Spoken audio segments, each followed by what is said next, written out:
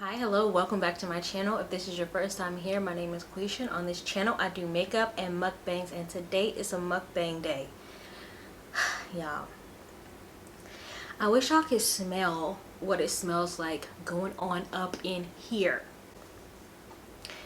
I don't even know if y'all can even see everything I have. Alright, let me move some of these ribs out the way so y'all can see what's going on in the background. Yes, girl. Here, I'll put these ribs in the back. Y'all. So, today we are doing a barbecue mukbang. Ooh, that's my first time tasting it. Y'all, today we're doing a barbecue mukbang. We got some ribs, some macaroni and cheese, some collard greens, and the BLove Smackalicious Sauce with a little bit of sweet and spicy barbecue sauce mixed up in it. Now, without further ado, I'm going to go ahead and take my first bite because, y'all, this is my first meal of the day. I'm not going to lie. I had a rib, okay? I did have a rib earlier and a Slim Jim, but that's it. I mean, what am I supposed to do? All right, let me taste the rib. I'm going to dip it in the sauce. Like I said, they've already been dipped in the sauce, but I want to get extra scoops.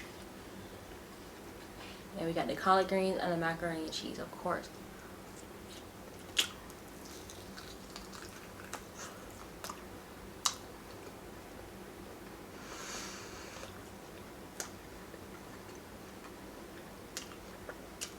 This lipstick is going to be gone in 2 minutes. Whatever. What Casey said, don't even worry about it.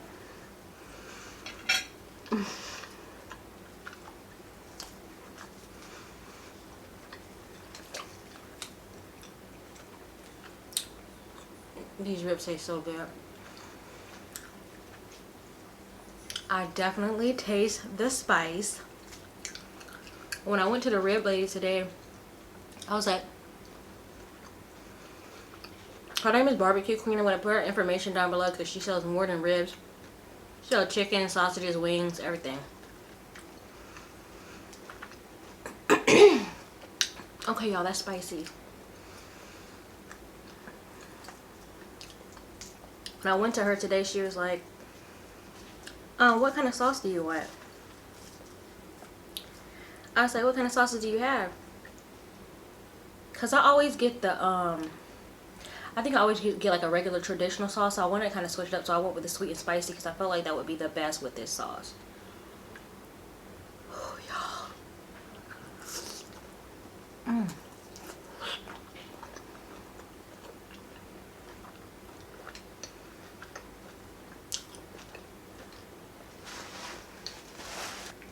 I'm going to go ahead and get right into the book, y'all, because, like I said,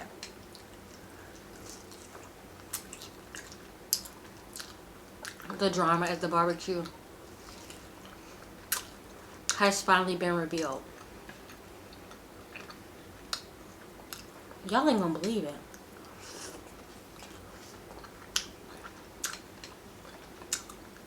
This is so good. Warning, this is gonna be a messy mukbang. If you don't like it, get the hell out of here. I can't help you. Well, let me try this macaroni and cheese. So, macaroni and cheese and smoked collard greens.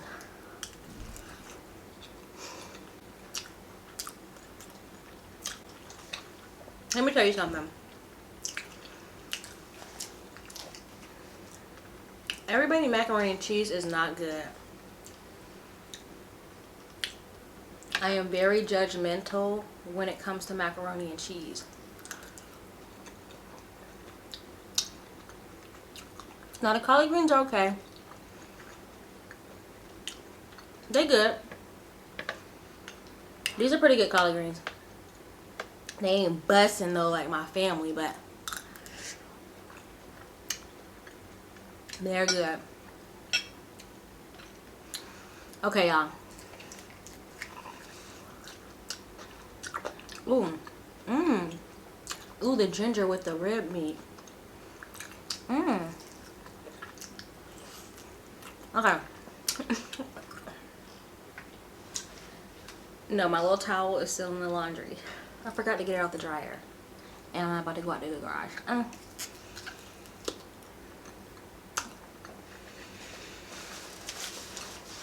Okay, y'all. Okay. Let's go.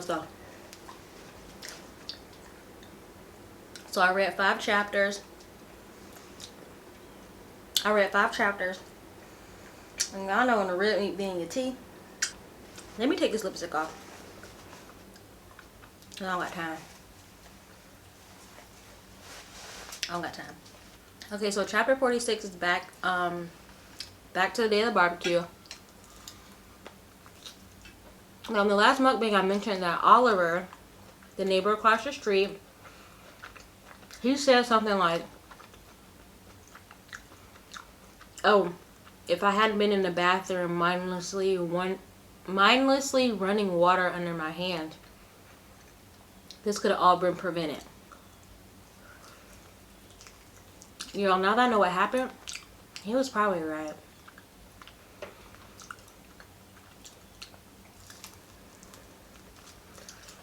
So this chapter starts with him in the cabana bathroom. So he's in the bathroom mindlessly I don't know why I can't say that. Mindlessly running water over his hands. I'm not gonna lie, this is something I do. When I'm comfortable, I go to the bathroom. And I just be in there like wasting time. And I have to go to work meetings and stuff. I just be in the bathroom. Just trying to waste time. He's like, when is this party over? I want to get out of here. I want to go home. His wife Erica is drunk. He's never seen her drunk before, so he just wants to put her in bed like a little baby. And he wants her to wake up and be like his wife again. Because he don't know this woman. Harpo. He don't know her. So he doesn't want to go back and socialize. Like, he's over it. He's exhausted. If you're an introvert, you know what that means. Like, I'm an introvert, and honestly, to be out in social situations is like, it's draining. It's not like you're pretending, but it just takes a lot of energy to like listen to people and be involved. And so understand, he was like, I don't have time to listen to Vid's lame ass jokes and pretend that they're funny. He's like, I just want to go home and wake up with my sober wife. But right now she adding the food.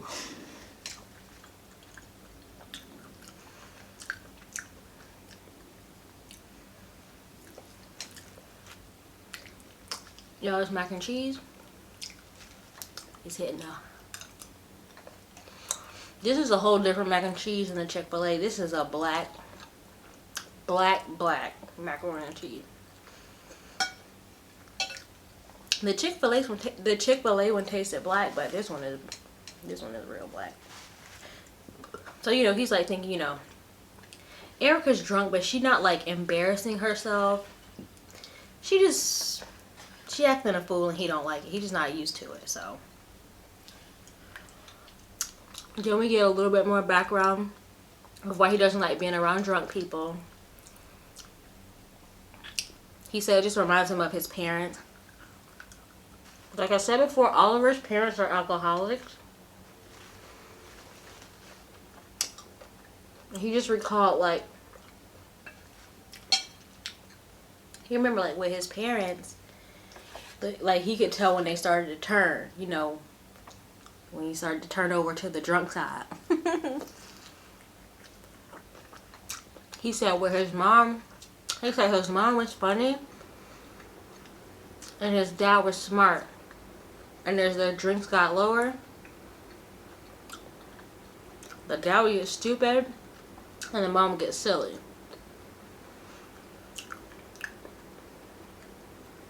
I feel bad for him, but you know, it made him into the man he is today. And then he would just remember, like, he would go in his room and watch movies. Y'all, this was back in the day. He said, you know, he was a child of privilege. He grew up privileged, and he had his own VCR in his room. I don't know if many of y'all know what a VCR is. Baby. VCR.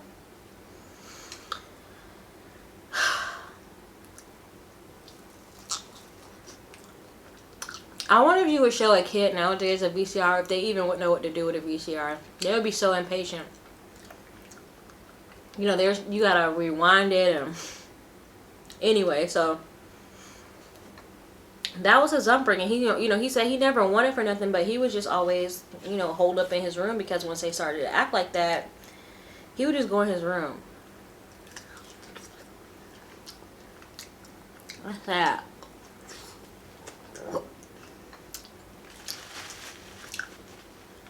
You know, he's thinking about Erica, and he's like, his wife, you know, he's like, this day was supposed to be so important. Like I mentioned before, him and Erica, his wife, asked her best friend Clementine if she would donate her eggs because they're trying to have a baby and they're having difficulty. But Erica froze up at the presentation. She took a pill for anxiety, and he was pretty much left on his own to pretty much ask her this extremely personal request. Y'all, this shit is spicy. This is spicy. I know she warned me, but I didn't know it's gonna be like that.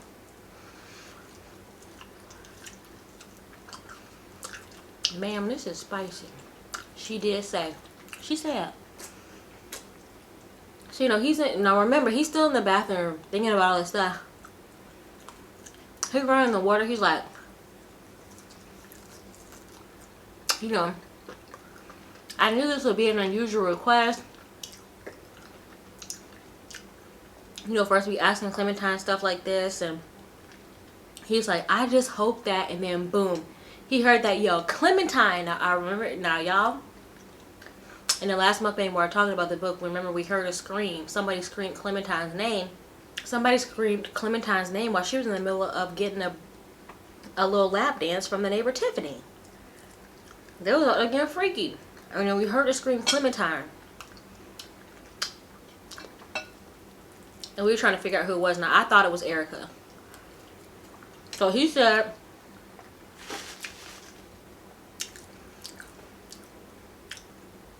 he heard the scream and he rushed outside. And he just left the water running.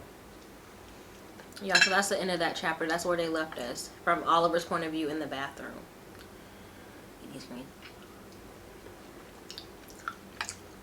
Why do I have a spoon if I'm just eating with my hands? Y'all don't know. I have 2 more ribs that just wouldn't fit in the whole thing. Y'all know, y'all understand. Alright, y'all, so here is the drama, y'all. Y'all, I can't believe this. Now, this whole time I've been saying that I thought that the drama at the barbecue was they just had some sort of like sexual foursome and all that. Because they made it sound like super sexual. Alright, y'all, here we go. So, chapter 47. We're back to the day of the barbecue. It just starts with like air rush from Clementine's lungs.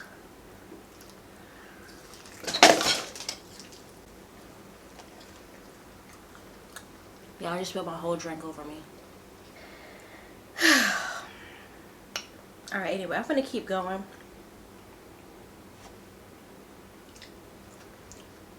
Just know it's a mess right now. So basically they said, you know, air rush from Clementine's lungs. And she said, you know, people would say it happened so fast, but at the same time it happened so slow, like time froze at the same time. So we get Clementine jumping out her chair, you know, from getting that lap dance.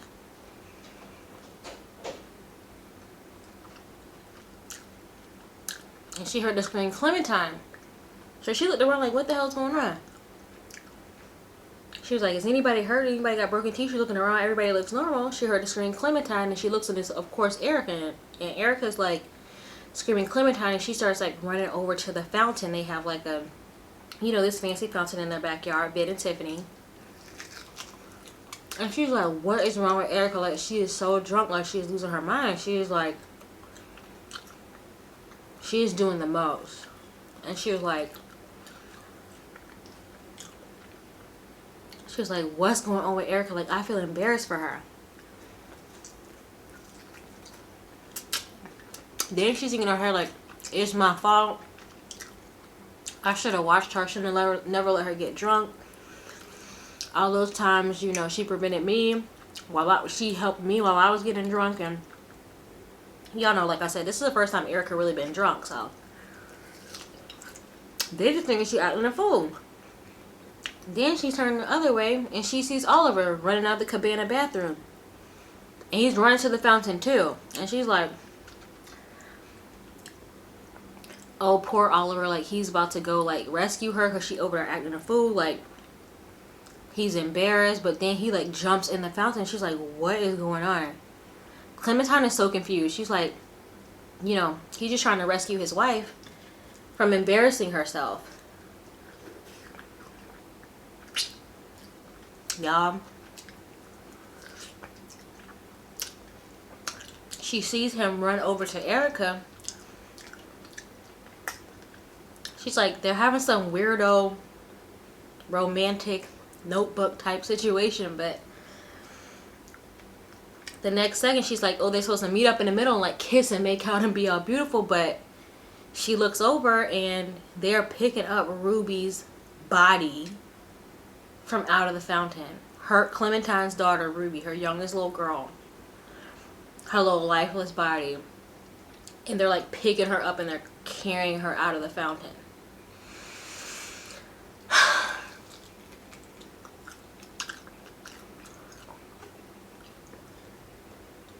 Y'all, can you believe it? So the next chapter starts up with, you know, Oliver coming with the little girl out of the fountain. Like, her body is like lifeless. Her head swaying back and forth. Her arms like moving around like a little rag doll. Y'all, I did not know that this is what it was going to be. I thought somebody got caught up in some sort of sexual drama. So, you know, Clementine is watching him bring her daughter out the fountain. She's so out of her mind with what's really happening. She's like, oh my god, Ruby, her coat. She had on this big puffy pink coat. She's so cold. She hates being cold. Like, her teeth will be chattering, but her teeth weren't chattering because she was not there.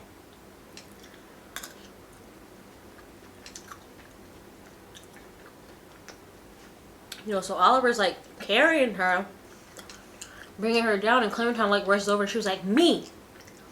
What she meant to say was like, give her to me, but she couldn't even say like the words because it's her daughter. She's just like, oh, he's ignoring her. He's laying her down. He starts checking for her pulse. You know, he doesn't hear it. He doesn't like, you know, sense a pulse, and he just like shakes his head like looking at Erica, his wife. Clementine's husband, Sam, the father of the baby, he's in the background screaming, oh my god, oh my god. He's running back and forth like a dummy, like not doing anything, just running back and forth screaming, oh my god, oh my god. He's like, calling ambulance. We need to call an ambulance. He's like patting his pockets like he can't find his phone. And then neighbor Vid, whose house they're at, he's like very calm, like, I'm on the phone right now. You know, calling the ambulance right now. Then the other little girl, Holly, the older sister, she walks over like, what's wrong with Ruby? Like, what's wrong with my sister? Y'all.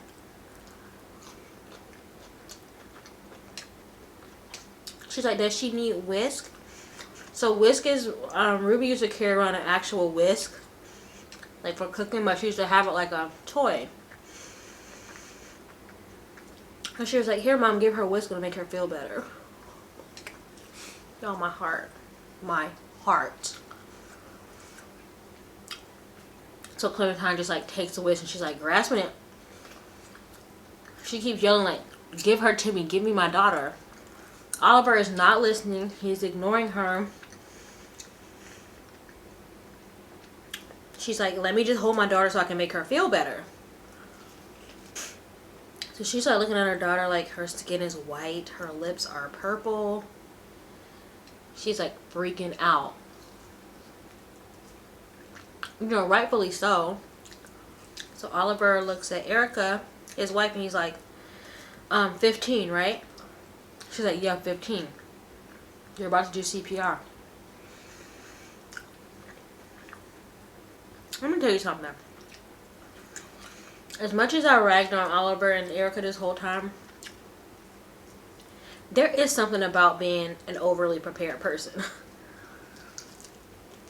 Or an overly anal person. They seem calm in the situation. They're taking over. So they start performing CPR. He's like pounding on her chest, and Holly was like, he's hurting her, he's hurting her. And Tiffany, the neighbor, was like, no, he's helping her. Like, he's helping her. So they're doing the CPR, and Clementine is like watching. In her head, she's like watching Erica like press her lips against her daughter's lips, and she's thinking like weirdness. She was like, it almost seems like a lover trying to kiss their lover. She was like, I know this is like, she's like, I know this is what you do, but it just seems weird watching it being done to your child, like in real life, seeing somebody else actually, like, seeing somebody actually perform CPR on your daughter, like, it just looks weird. I mean, I guess when you're going through trauma, that kind of stuff crosses your mind, because, like, it's a lot happening all at once. So, you know, they're like doing 1 and 2 and 3 and 4. Trying to perform CPR, and Clementine is like in another world. She's like rocking board like 1 and 2. Like she's rocking back and forth. She's like, please, please, please, please, please, please. Like in her head, like please, please, please, please, please. She's just like hoping, you know, of course, you know, hoping her daughter wakes up. They're doing a CPR, and then, you know, we get another thing about what Clementine is thinking, and she was just like in her head like, so this is what happens, like, during tragedy. She was like, I thought I was supposed to, like, transcend into a different world or turn into a different person. She's like, no, but I'm actually here. It's actually happening. Like, everything is so real. She can still smell the barbecue. She can still taste Vid's dessert. She was like, this is, I am here, and this is like really happening. That's crazy. Sam is in the background still acting the fool. Just running back and forth screaming, oh God, oh God. Clementine in her head was like, shut up, like, shut up. The neighbor Vid is on the phone with the ambulance, with the, you know, the operator still, 911. I don't know if it's called 911 in Australia. But he's still on the phone with the operator. Y'all starting to get full. Alright, let me hurry up and get through this. He's like, yeah, there's a very little girl here, and she's not breathing, and, you know, we need an ambulance right away. Then he was like, can you come fast? Like, we'll pay money for you to come faster. Clementine listened to him like, there is no, like, VIP ambulance. Like, they're gonna come when they're gonna come. You can't just offer them money to come faster. Like, so she said, like, she, like, had animosity towards him when he said that. I just think it hit her the wrong way. With everything going on. She was trying to hear that. So then Vid finally says, you know, he's going out to the street to like wave down the ambulance and show them exactly where to go. And then Tiffany takes Holly's hand and she's like, yeah, us too, let's go, we're gonna go with them. Holly goes with Tiffany.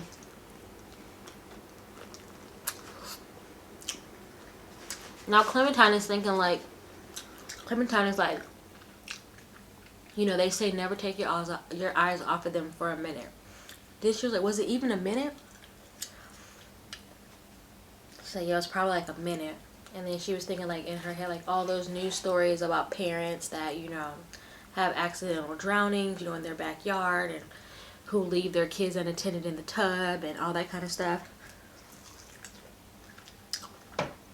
And she said she'll always think in her head like, not me, never me. And here she is. She said she would read those stories and she would think like, you know, not trying to be judgmental, but she would be a little bit judgmental, even though she was trying not to be, but in the back of her head she was. Like now she's becoming one of those people. She's become one of those people. And then she said she just got parent account 1 and 2 and 3 and 4. And that's the end of that chapter. And the next chapter starts with Erica's point of view, and it's Oliver in 5 and 6 and 7 and 8, but it's from Erica's point of view now. She's soaking wet, you know, she said she could feel her jeans like sticking to her thighs and stuff, the heaviness of the jeans. And she looked at Clementine and she said Clementine like looked like a skeleton, like an empty vessel. But she, in her head, she was like, yeah, like I got ribs in my teeth. In her head, you know, she was talking to Oliver and he was like 15, right? And she was like, yeah, she's waiting for her cue, the number 15. And then we realize, then she mentions that, well, in her head, we get a little backstory, that she and Oliver have actually just had a refresher CPR course at his job like a few months ago, and they've already been to a few, and they had a refresher one. And she remembers that, you know, she's like in her head, she's like, make sure he keeps compressing when I blow the breath, when I do the rescue breaths, don't stop compressing. That's the new rule. And then, you know, we found out, you know, well, we didn't find out, we knew this all along, like Oliver and Erica are very much like super anal people, very nerdy, but obviously it came in handy now. She said they love first aid courses, any kind of emergency health course they have taken it, and they have been the star students in every course. So she, in her head, she's like, we're doing everything right. And they're looking at the little girl and she's like, so why isn't she waking up? Like, what is going on? So she's just trying to remember, like, oh, I remember the steps, I just, you know, I'm trying to just recall everything. And then we get like a little bit more backstory on how they were always, like she said, they were the best ones in the class. And Oliver's the manager at Oliver's job is very big on health and safety, and he would, like, in the middle of a meeting, be like, boom, you're having a heart attack, pretend. And then he'll spin a chair around and he'll point to somebody, he'll be like, you saved that person. And then he'll be like, oh, they're already dead, like, you know, challenging people. So Oliver was very much like up for the challenge, ready to save a life. You know, y'all, I would love to take a drink, but it's all over my couch. I'm about to scrub this couch to death when I get off this camera, but y'all, it's bothering me so bad. I'm trying to stay cool, but my couch is soaked in juice. I lost my appetite and everything, but I'm hurrying to get through this story. So she's like wondering why isn't it working. So she like leans down, you know, before she grabs her nose, she whispers to her like, please breathe, like breathe. And then she said in that moment she heard her mom's voice. It was the same voice that her mom would yell at her back in the day, like a she put it like it was the same voice that her mom would use when she would catch Erica doing something that she wasn't supposed to be doing, like trying to throw some stuff away, because Erica's mom is a hoarder. So she would catch her throwing stuff away and her mom would be like, don't do that. She was like, you better breathe. Next thing she knew, her chest jumped up, Ruby's chest jumped and started spitting out water. So they immediately turned her over to her side and they're like following the instructions, and she was like, yes. She's vomited up water, and at that very moment the ambulance came and they both together turned her entire body over to the side, Eric and Oliver, because they're doing the, I think it's called a recovery position. Put her in recovery position and like, yes. In her head she's like, star students once again. She's like rubbing Ruby's head and she's like, oh, that's a good girl. Y'all, my heart. Okay, so that's the end of that chapter. They will be really good parents, for real. And now you're starting to see the dynamics between Erica and Clementine, and why a few chapters back Clementine was so like, I gotta donate my eggs, because now we know, because Erica and Oliver saved her baby, so now she feels guilty and probably wants to go ahead and donate her eggs to them. But before the barbecue started, remember, we heard Clementine saying, I would never donate my eggs. That would be my baby. What if it looked like my kids? Now we know. Now we know why Clementine was like, you know what, I want to do it. And then remember, and I don't know if y'all remember, but there was a scene where Erica, when Clementine told Erica, I'm ready to donate, like, I'll do it for you, Erica said, we both know you don't mean that. So now it's like this back and forth. Like, if they don't make you out to hate Erica and Oliver, but it definitely makes you be like, they're super anal. They're so like clean and orderly and so overprotective. But at the same time, look what they just did with all their nerdiness and knowledge. They just saved that little girl's life. And then, like we said, it's just so crazy now that everything is like coming all together, the way you see the back and forth in the present day and the past day. I'm sorry y'all if you hear the ice cream truck. I don't know why ice cream truck is out right now. It's like 7 o'clock at night. 7 o'clock and it's almost dark out. So just now seeing the dynamic, you realize, like, I don't know if I can talk through this.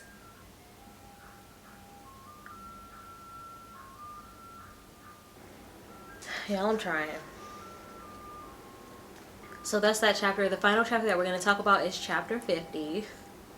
I can't take myself seriously with this ice cream truck.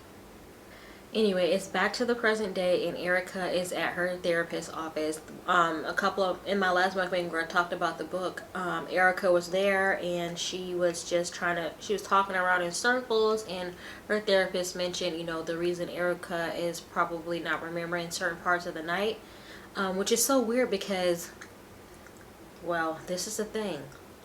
When we think everything is covered, it's clearly not, because the night seemed pretty cohesive, but apparently Erica says she's forgetting specific and probably important moments, and her therapist said, oh, it's probably because you mixed alcohol with your anxiety medication and you might be not remembering things. You probably need to go back to the scene of the crime and help jog your memory, period. Okay, so Erica is in her therapist's office, and she's like getting very annoyed at her therapist because all her therapist wants to do is talk about Clementine. She's like, I don't want to talk about Clementine.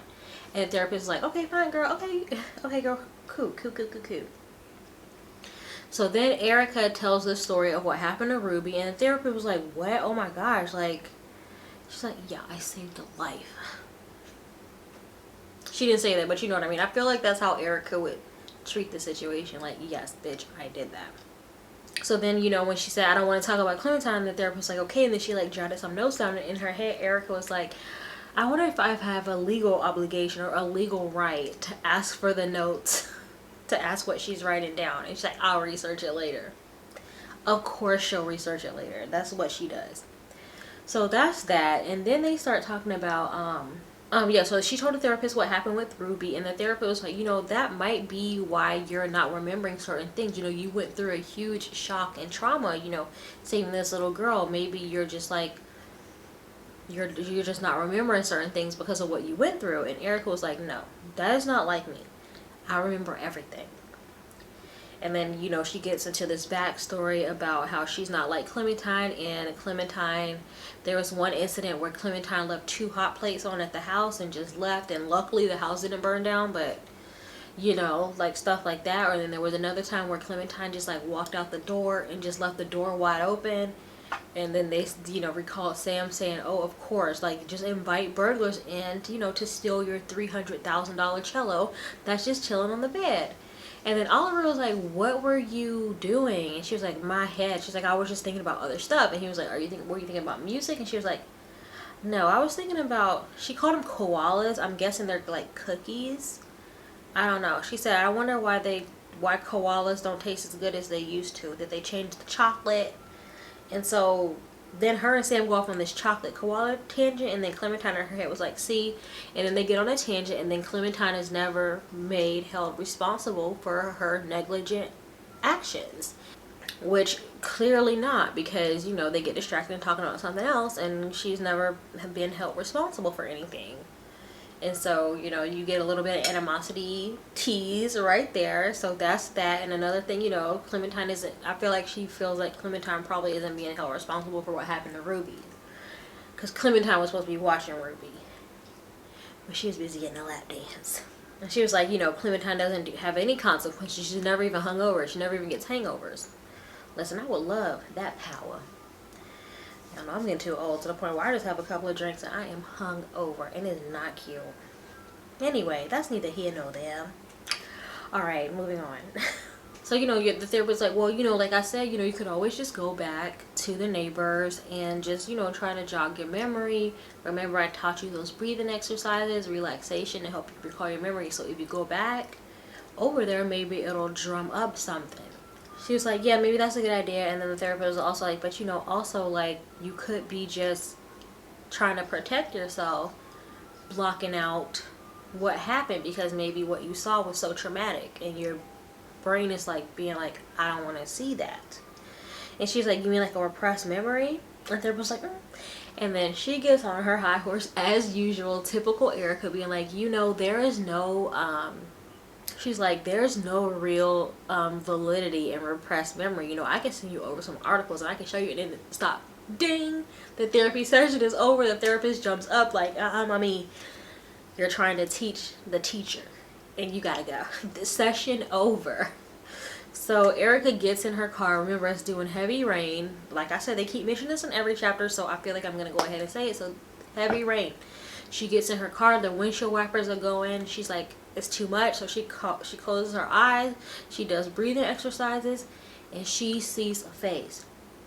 Now, when I first started reading this book, like early on in the early chapters, the first 10 chapters, Erica went back to work, and she went back to work after seeing Clementine speak about the day of the barbecue. And so then she went back to work, and she closed her eyes. She went to go stand at her window, and she closed her eyes, and she saw this face pressed up against a window. So she closed her eyes in her car, and she sees the face again. Y'all, and the face is Harry. Now, Harry is the next door neighbor. He's a crotchety old man who died. Oliver and Tiffany found him dead at the bottom of his stairs, and Erica said she saw his face. She was like, why the hell am I seeing Harry? But it was so clearly Harry's face. And she was like, no. She's like, I'm only seeing Harry's face because Oliver told me. But she said she saw his hair be perfectly combed. And when Oliver said he found him at the bottom of the stairs, his hair was perfectly combed. So the vision that she saw was the same vision that Oliver found at the bottom of the stairs. So, and then she, like, you know, she's breathing. She's like, don't try to think. She's like, just breathe and let it come natural. And then she just got flashes. She remembers seeing Harry complaining at the mailbox, rummaging through mail, yelling. Then she remembers Barney, who is Tiffany and Vid's dog, run across the yard. She saw Vid come to the front door. Now remember, in the last mukbang, Vid said that Harry was always yelling at the dog, and he think Harry kicked the dog. So that's something. But then she was like, why am I seeing Harry? What does he want from me? Remember, she said she felt like she, when she was talking to therapy, she said, I feel like I forgot to do something. I don't know if I mentioned that, but yeah, she said she felt like she forgot to do something. Like, maybe she felt like, you know, you leave the house and you leave the iron on, but she said, that's not like me. I'm not that kind of person. But with this whole barbecue situation, she feels like what she's not remembering is something that she's supposed to do. So she's like, am I supposed to do something for Harry? Does Harry have a request for me? Like, why am I seeing Harry, and why do I have this feeling? Y'all, look. So that's that. And then so she's like, you know, she's like, open her eyes and it's back to normal. And she's like, maybe I should call Vid and Tiffany, you know, ask them, can I go just stand alone in their backyard? And then she's like, that's such a weird request. Like, I just want to stand in their backyard in the rain alone. And she was like, maybe I'll just go while they're not home. Dun, dun, dun. That's the end, y'all. That's where we are. Okay, I'm changing my tracks. Okay, I know it. I know that in every mukbang I feel differently, but that's this book. That's how this book goes. If you have seen Big Little Lies on HBO, it's the same lady that wrote this book. She wrote Big Little Lies. So you know it's taking you in a million different directions, and where you end up is never where you thought you were going to. So I'm just talking how I feel. You know, I have not read any further. This is where I am. So now I feel like, okay, I thought the little girl was dead, y'all, to be honest, but it seems like she's alive. I thought she was dead, but she's alive. She's doing well, but clearly that is why Clementine and Sam are having their marital issues. They can't seem to get back where they were. And now I realize why Sam thinks it's so funny when they talk about having another baby. You know, Clementine didn't want another baby. Sam did.